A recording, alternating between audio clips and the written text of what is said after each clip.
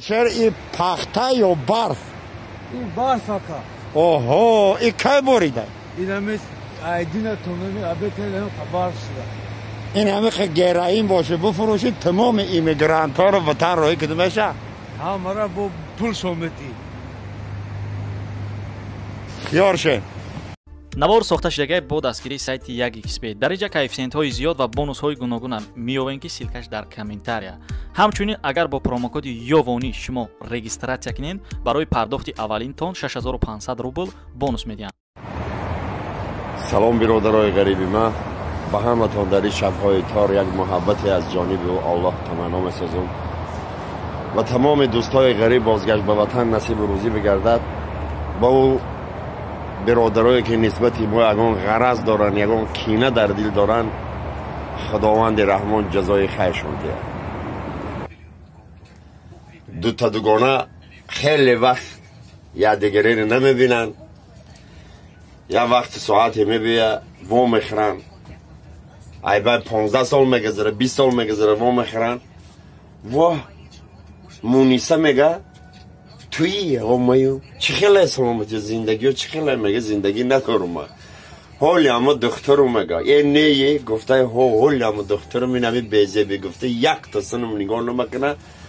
ای روزی به دنیا آمدگیم پیشایمانم دوگانه جار خدا چه خیلی خیلی زندگی ما ساز 5 تا فرزند دارم شوهر نرمل دارم خیلی چیز رفته استه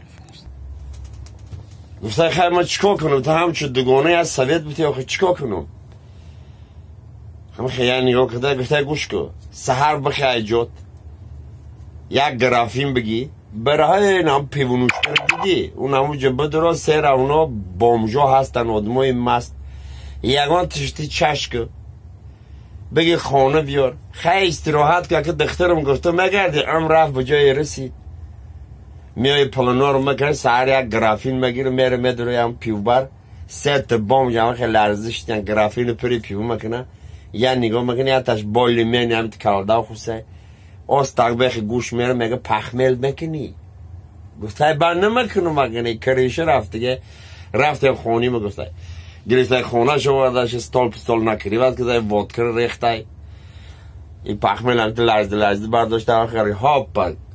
نوشیده یا کدای همه تاری سردش کیده گفته زکوسکه کاخین من ماهی سلات پلات هر گریسته زکوسان کده با ریختهشه با گریفته زده با کده با پیشونی رو بخش کیده همه خیلی کراچی بامش همه خیلی مست شده فقط بعد یه هر یازدان بکنه پیشونی دمه شکر این دختره که بیزیبه که چه میگه تو چوه که توی خیلی مکنی وقتی هر یازدان زکوس کنه مکنی توف مکنی پیشونی دمه شکی او گفته توی خیلی بیزه به قطیت سکس کنده مو حیصه رو مینه خیلی شغل نشو گفته برای همون کده شکیده است